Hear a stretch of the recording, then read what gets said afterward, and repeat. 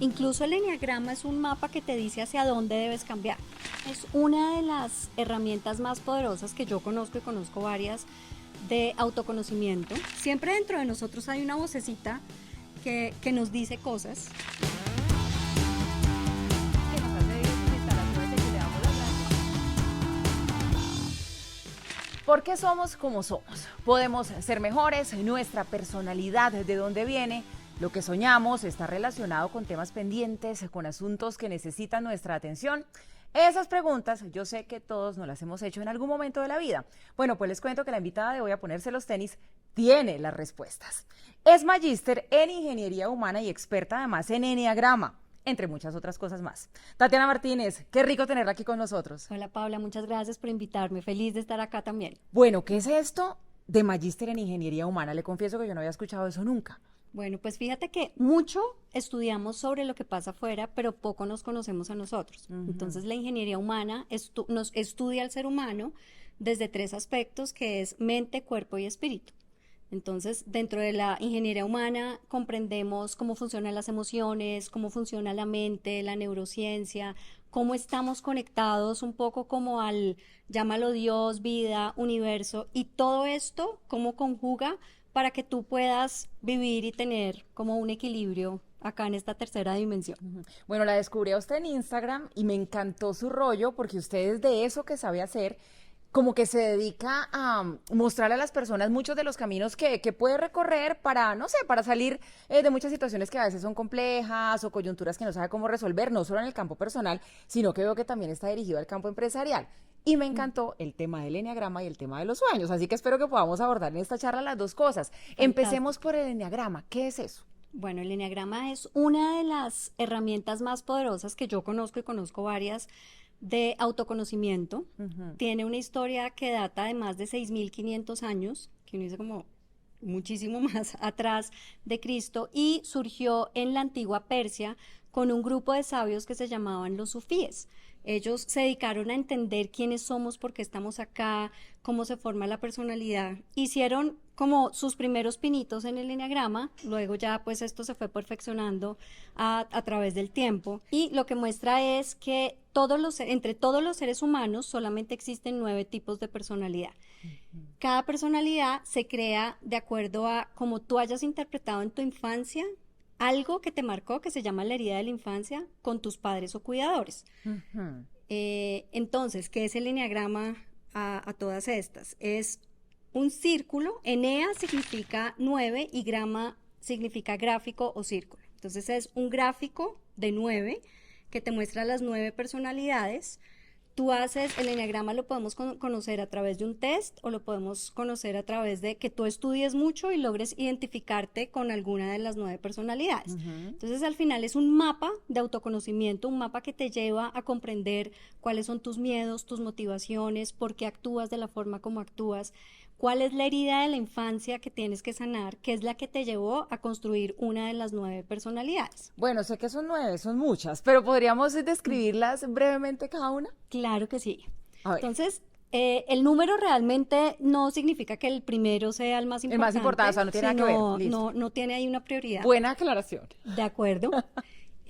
Cada número está asociado con un nombre y ese nombre se puso de forma positiva para que no pensemos que tenemos algo mal dentro de nosotros. Entonces, el 9 es el perfeccionista, el que, te lo voy a decir incluso con la herida de la infancia, que es lo que genera chévere. que se crea cada personalidad. Entonces, el eneatipo 1, que es el perfeccionista, es lo crea el niño que de pequeño sus papás le estaban diciendo, por ejemplo, ¿por qué llegas con un 7 y no con un 10 de nota? Tú lo puedes hacer mejor, no puedes ser mediocre. Entonces el niño interpreta, no puedo cometer errores. Y para que a mí me acepten, me valoren y me quieran, yo tengo que ser perfecto. Entonces esto pasa entre la primera y la segunda infancia, y ya cuando creas la personalidad totalmente, que es a los 25 años, entonces los matices que se empiezan a ver es que de acuerdo a tu idea de perfección, miras el punto negro en la hoja blanca, te autoexiges mucho, le autoexiges mucho a los demás, y pues eso genera una rigidez donde no te puedes salir de la línea. Luego, si quieres, hablamos de qué puede hacer cada eneatipo No, eso está buenísimo, sí. para, Vamos entonces en para orden. trascender. Sigamos con Entonces, los primero, tipos de personalidad y miremos, las heridas de infancia. exacto, ese es el uno. El dos se llama el colaborador y su herida de la infancia es que interpretó de pequeño que se tenía que poner de último. Entonces, por ponerte un ejemplo, a la hora de la comida en la mesa le decían, no, tú te sirves de último y tú te sirves el pedazo de carne más chiquito porque primero está tu papá, tu mamá, tu hermano mayor. Entonces, interpretas que tú eres el último, que estás aquí para servirle a todo el mundo, para darle gusto a todo el mundo y que el amor se gana por tus actos. Que en la medida en que tú te esfuerzas por ganarte el amor de los demás, es que te haces merecedor. Conozco mucha gente así. De acuerdo. Sí, sí, sí. Entonces, ¿qué rasgos se ven ya en la adultez? Son las personas que, por ejemplo, invitan a su casa y no se quedan quietas, están, ¿qué quieres, qué necesitas? O los invitan a otra visita, a una visita que no es en su casa y todo el tiempo están tratando de recoger y de mirar que todo el mundo esté bien y ellos, de último. Vamos a la personalidad número 3, que es el competitivo. Es lo forma el niño o la niña que de pequeños sus papás le decían, tienes que ser el mejor, tienes que ser el primero del curso. Entonces, en la medida en que el niño empieza a llevar la medalla, ya sea del deporte o el primer puesto, siente que lo quieren, que lo abrazan, que lo acogen, y entonces interpreta y dice, para que me amen, me valoren y me quieran, yo tengo que tener premios, tengo que destacarme en algo. Ya en la adultez, ¿cuáles son los matices y cómo se ve? Esto sobre todo pasa en el mundo corporativo, que es la persona que piensa que su valor como persona está en su estatus, en el reloj que tiene, la casa que tiene, el carro que maneja, el cargo que le dan o el rol. Y aunque no alardea, sí le gusta que sepan como, aquí como, Yo he que se logrado den cosas. cuenta cuál es mi estatus Sí. y exacto. Que yo soy triunfador, que yo tengo éxito. También conozco muchas personas así. Yo hasta ahora me encajo en el primero. Vamos a seguir, vamos a seguir. Ok, muy bien. Luego nos vamos al 4, que es el creativo, que es el niño que no se sintió atendido, que sentía que como que no le paraban bolas y empieza a sentir que necesita llamar la atención para que sus papás vean que está ahí. ¿Qué pasa entonces ya cuando es grande? Es la persona que si todos van para la derecha, él va para la izquierda. Si todos dicen arriba, él dice abajo. Si la moda es que te tienes que poner el pelo azul, él se lo pinta de morado. Entonces son las personas que quieren verse diferentes, ser diferentes, para llamar la atención porque sienten que de esa forma van a obtener esa valoración y ese amor y esa acogida. Sí. ¿Vamos en él? Vamos en el 4, ese es el creativo, vamos ahora al 5, que es el analítico. Es el niño que por el contrario le pusieron mucha atención, o sea, se sintió agobiado por sus papás y su único escape era irse a su mente. Entonces es el niño que se metía en los libros o se metía a estudiar mucho, porque de esa forma sentía que ponía como esa barrera frente a qué agobio, que todo el tiempo quieren saber yo en qué estoy. Y de alguna forma es como el ratoncito de laboratorio que estudia y estudia porque siente que su valor como ser humano se lo da su conocimiento. Entonces acá te doy ejemplos muy claros como Stephen Hawking. Sí. Seguramente que un Steve Jobs también encajaría ahí. No, Steve Jobs es más 4, que es todos van para allá, yo voy para el otro lado. Pues sí, es cierto. Es cierto. Bill Gates Bueno, es Bill Gates, 5. sí. Bueno, ahora vamos al 6, que es el comprometido. Es el niño, crea la personalidad del niño que siente que no está seguro con sus padres. De alguna forma le da la impresión de, ¿será que mis papás sí saben para dónde van conmigo? Y genera como una dicotomía interna donde dice, necesito la autoridad, pero no confío en la autoridad. Y eso hace que genere mucha desconfianza en sí mismo más adelante. ¿Cómo se ve ya en la adultez esta herida? Cuando tú necesitas tener todas las certezas de tener todo bajo control, donde dudas mucho de ti mismo. Entonces se ve, por ejemplo, en una junta o en una reunión, la persona que sabe algo, preguntan y la persona dice, no, yo mejor no digo, alguien levanta la mano y dice, no, tal y tal cosa, y dice, ay, yo sabía, pero no me atreví a decirlo. Entonces es una persona que sabe mucho, pero que duda y todo el tiempo está como con la idea de, ¿será que la embarro? ¿Será que voy por acá? Y otra cosa que le pasa a este eneatipo es, imagina su mente como unos cables, como un DJ rayado, que todo el tiempo está pensando, si hago esto, porque no le dije, pero si pienso, si hago esto, si me voy por acá, y O no sea, puede es una tomar vida llena de dudas, decisiones. Es una vida durísimo, llena sí. de dudas, muy... le cuesta tomar decisiones y necesita certezas. Bueno, vamos ahora al 7. El 7, la herida de la infancia se da porque es un niño que siente que sus papás, en lugar de estar presentes, llenan ese vacío con cosas, con juegos, te vas entonces al intercambio, invita a los amiguitos. Entonces, su interpretación es, ok, para estar bien y estar lleno, me tengo que llenar de cosas de afuera. Entonces esta persona crece como con un vacío, todos sentimos vacío existencial en algún momento, pero lo que le pasa al eneatipo 7 es que no es capaz de conectar consigo mismo, le da pánico quedarse solo y trata de llenar ese vacío con cosas de afuera. Entonces es ya el adulto que tú ves que necesita tener para el viernes el plan A, B y C y el J por si acaso el A y el B se caen, todo el tiempo que están pensando en qué hacer para no estar solos, se van de viaje y no han llegado y ya están pensando cuál es mi siguiente viaje.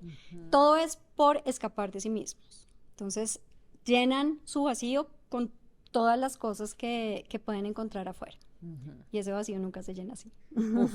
Bueno, vamos en el hasta el octavo, ¿cierto? Vamos Sí. para el octavo. El octavo es el líder. Entonces, de niño interpretó, o más que interpretó, sí le pudo pasar que le tocó vivir algo que no era para un niño. Entonces le toca, por ejemplo, el papá se muere y le toca asumir el rol del hombre de la casa. O muy rápidamente se va de la casa y tiene que asumir responsabilidades donde no logra vivir una niñez real y eso hace que sienta que el mundo es una jauría de lobos y que tiene que estar a la defensiva. Entonces son ya las personas que de adultos no quieren que nadie les diga qué hacer, quieren tener la última palabra, sienten que les van a clavar el puñal por la espalda, quieren dirigir, quieren guiar, son súper autoritarios, son súper impositivos y es como si ese niño interior lo hubieran opacado completamente. Entonces se ponen una máscara de fortaleza. Y ya vamos por el último, que el último es el 9, es el conciliador, y son los niños que de pequeños sintieron que no podían tomar una posición no podían tomar partido ni frente a su papá ni su mamá. Por ejemplo, peleaban mucho y les tocaba quedarse en el centro, donde eso hizo que ya de adultos siguieron como con ese mismo patrón. Entonces yo no tomo posición, si toda la gente dice que vamos a comer pizza, vamos a comer pizza, no vamos a comer pasta, vamos a comer pasta, ¿qué te gusta a ti? No lo que tú quieras, y siempre están adaptándose al otro para evitar el conflicto y para tener una paz, pero es como una paz ficticia Pero porque no se en este reafirma. caso, sí es distinto entonces a ese otro eneatipo que hace lo que los demás quieran, pero por agradarles. Aquí es por evitar el conflicto. Hay una diferencia ahí fundamental. Exacto. Entonces, en parejas, por ejemplo, se ve mucho eso, que la persona se termina adaptando a la pareja, a los gustos de la pareja, a lo que le gusta comer a la pareja, al deporte que hace la pareja, a los amigos de la pareja, termina, se separa y queda como, ¿y ahora yo quién soy? Busca otra pareja y vuelve y toma como las características de esa nueva pareja.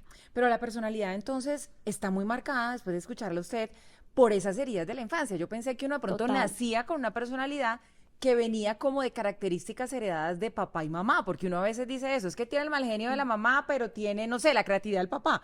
No es tan así.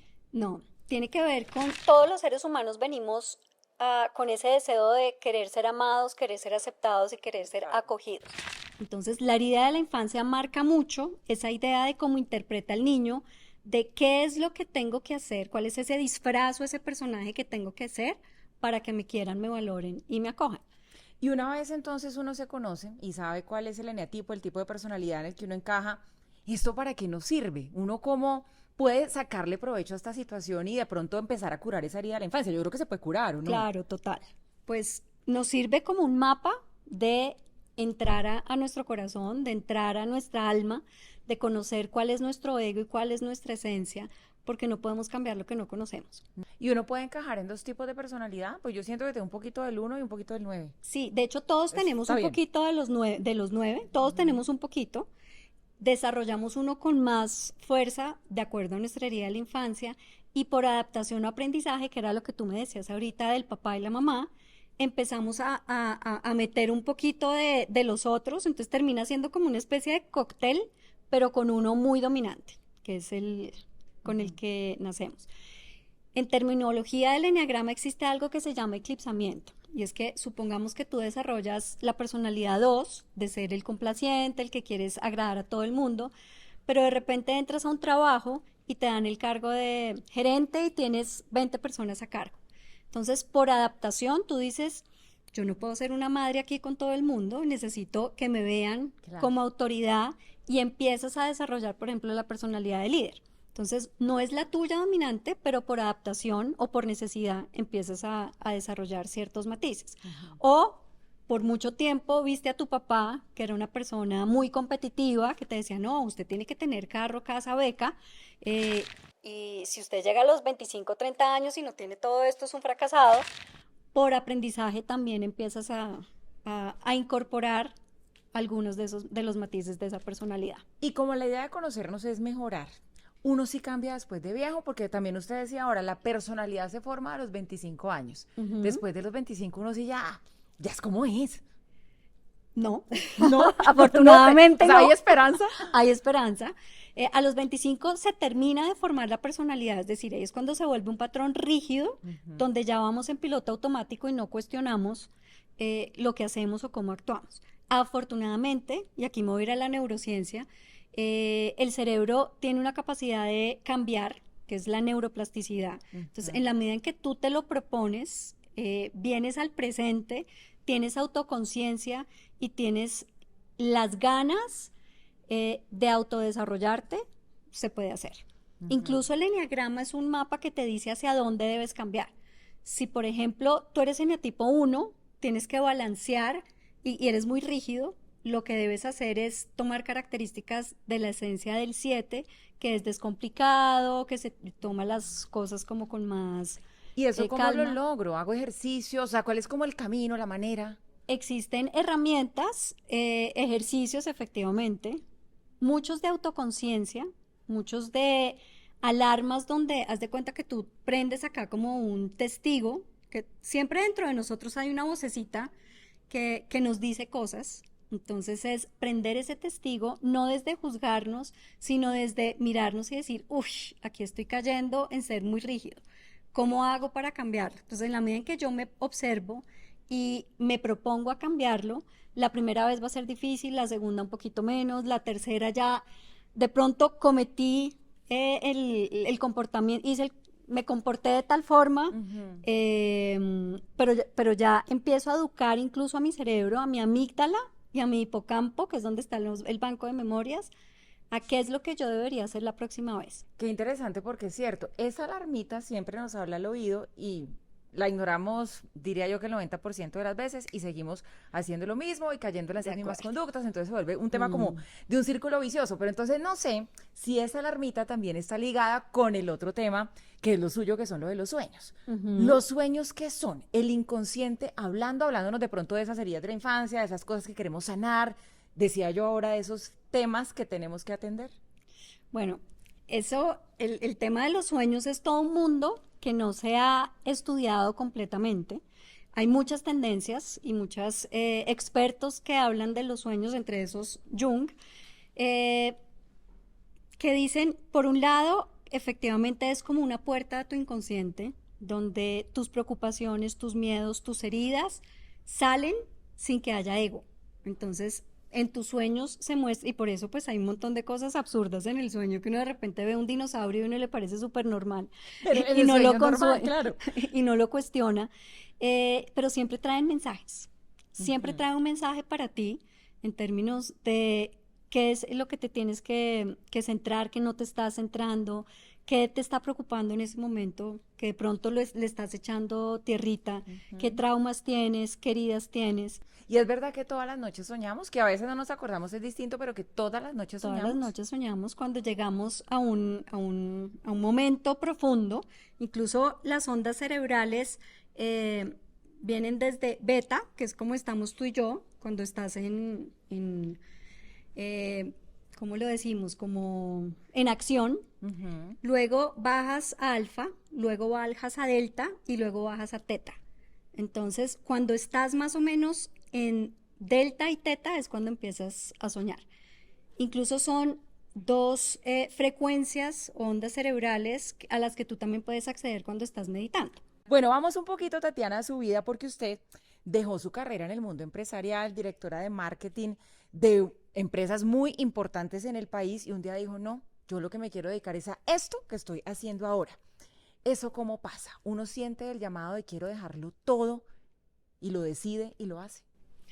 Sí, mi llamado vino desde mucho antes, pero yo no le quería hacer caso, como que yo decía, Le da sustico. me daba susto. Claro. Entonces yo digo que yo tuve una doble vida, que suena chistoso y no es la doble vida que todo el mundo puede pensar. ¿Y esa doble vida en qué consiste? ¿O en qué consistió? Desde muy pequeña, como desde mis 12 años, yo me cuestionaba mucho quiénes somos, por qué estamos acá, en qué consiste todo esto, porque la gente vive como en piloto automático. Me interesaba mucho la psicología, comprender cómo pensamos, cómo interpretar a las personas, y como desde mis 12, 13 años empecé a estudiar cosas relacionadas con el desarrollo humano. Quise estudiar psicología, pero en su momento me dijeron, pues mis papás me dijeron, no, pues de psicóloga te vas a morir de hambre, entonces estudia algo que ¿En te dé serio? más. Entonces yo, bueno, está bien, estudié administración de empresas y dije, me voy a ir por mercadeo porque por ahí psicología del consumidor tiene que ver Sí. algo. Entonces me fui por la carrera de administración de empresas, hice una maestría en mercadeo y como tú dices, sí, hice una carrera de 18 años en el mundo Que corporativo fue exitosa, usted que ocupó cargos fue importantes. exitosa. De hecho, pues mi último cargo fue a nivel regional, era directora de marketing a nivel regional de una cadena hotelera española. Dejar eso no es fácil. Sin embargo, pues desde mis 12, 13 años, cuánto curso había, cuánto seminario había, cuánta certificación había, cuánta maestría de ingeniería humana había, ahí estaba yo estudiando, lo hacía más por mí, porque yo decía, no, yo siento que eso es como un llamado que necesito comprenderme más para también comprender a los demás y entender todo este juego en el que vivimos, en qué consiste.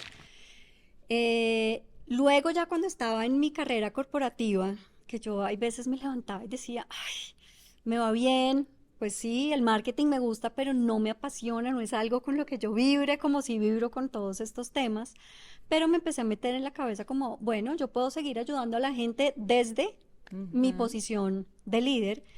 Sin embargo, ya llegó un momento que fue la pandemia, en donde pues ahí ya se cerraron los hoteles, no había presupuesto. Entonces, yo tenía dos caminos: o volver a mandar hojas de vida y volver a meterme en el mundo corporativo, o dije, es ahora o nunca. Me voy a lanzar al tema que siempre me ha apasionado, que es el desarrollo humano. Entonces, pues, en contra de eso, en contra también de muchas personas que me decían, pero después de 18 años vas a botar todo a la basura. Yo decía, sí, para mí lo más importante es pues ser coherente con lo que yo quiero. Entonces, efectivamente, dejé todo, así que me quité los tacones, me puse los tenis y empecé a hacer pues mis primeros pinitos, haciendo sesiones uno a uno. Luego ya me metí más en el mundo corporativo, ayudando a las personas y a empresas a conocerse. Y fíjate que ahí fue cuando yo empecé a unir los puntos hacia atrás, que es un poco el discurso de Steve Jobs en Stanford, que dice, cuando uno empieza a mirar su vida hacia atrás y uno de los puntos entiende el por qué. Entonces, hoy en día entiendo que yo necesitaba pasar por el mundo corporativo para que cuando hoy me paro desde otro lugar, al frente de ejecutivos, de CEOs, hablarles de desarrollo humano y hablarles de autoconciencia y de enneagrama, pueda hablar su mismo lenguaje. puedo decirles, yo estuve ahí donde estás sentado, Sí. entiendo lo que sientes y esto te va a servir. Ese discurso de Steve Jobs, qué bueno que lo mencione porque es espectacular. El que no lo haya oído tiene que ir a oírlo. buscarlo y verlo completo porque sí hace clic. Hay algo diferente después de escucharlo. Sus tenis, porque ya no es en tacones sino en tenis. Hábleme de ellos, muy monocromáticos los veo. Sí, pues de hecho tienen mucho que ver con el eneagrama. ¿En qué sentido? ¿Ah, Yo, sí? yo- ¿Por qué?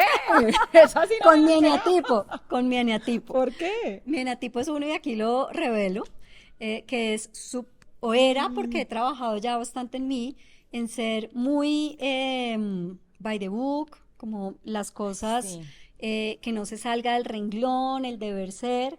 Entonces, justamente cuando dije, me quito los tacones y empiezo a vivir la vida mucho más relajada, mucho menos, pues que todo tenía que ser como Sí, perfecto. perfecto. ¿Y cuando dicen ahora Pues qué es y cómo fíjate es? que estos tenis no son para nada perfectos, tienen por acá diferentes materiales, los cordones son totalmente distintos, entonces hace parte de ese trabajo interno de salirme de la caja, de hacer que si todo el mundo va para allá, no voy para allá, sino pongo mi propio camino, hago las cosas diferentes, me disfruto más el camino, sin tanto pensar en el deber ser, sino más escuchando mi corazón. Me gustaría cerrar esta charla, Tatiana, con un post que usted puso en su Instagram que me gustó muchísimo, porque me gusta lo que transmite este mensaje. Dice, si la mente está ocupada con pensamientos positivos, es muy difícil que el cuerpo se enferme. Mm, Es ujú. real. Total, está demostrado, no sé si has oído hablar de la epigenética, que ya es el estudio de cómo tus pensamientos tienen un efecto directo, tus pensamientos y el medio ambiente tienen un efecto directo sobre tu biología y tus genes. Entonces, está demostrado que así como cuando tienes pensamientos negativos, te enfermas, cuando tienes pensamientos positivos, estás vibrando alto, tu cuerpo siente que todo está bien y no tiene la necesidad de lanzarte alarmas para que pongas cuidado a, por decir algo, te empieza a dar dolor de espalda, es porque tienes cargas financieras y pues te da lumbago. ¿Pero por qué? Porque has estado pensando, no me alcanza el cheque para llegar a fin de mes, o como dicen, no me alcanza el mes para el cheque. Y claro, los pensamientos tienen un efecto directo sobre tus emociones y tus emociones tienen un efecto directo sobre tu salud. Debemos ser más conscientes de eso. Yo sé que no es fácil, hay muchos rollos en la vida diaria y pues uno no puede ser ajeno a esas cosas que pasan, pero también es un tema de voluntad, de pensar bonito, de pensar positivo, para que todas esas cosas también nos empiecen como a rodear. Tatiana, pues qué placer tenerla acá, habernos llevado por este mundo de las personalidades. Creo que todos nos quedamos pensando en eso y ¿En en qué cómo soy? transitamos de esta y a un poquito de la de más allá y nos volvemos mejor seres humanos. Así es, Paula. Yo creo que es algo que todos deberíamos hacer para ser mejores personas, para vivir más felices y más en equilibrio. Bueno, pues ahí está Tatiana, una nueva mujer que se pone los tenis con nosotros. A ustedes, como siempre, gracias por estar ahí y nos vemos en un próximo capítulo. Chao.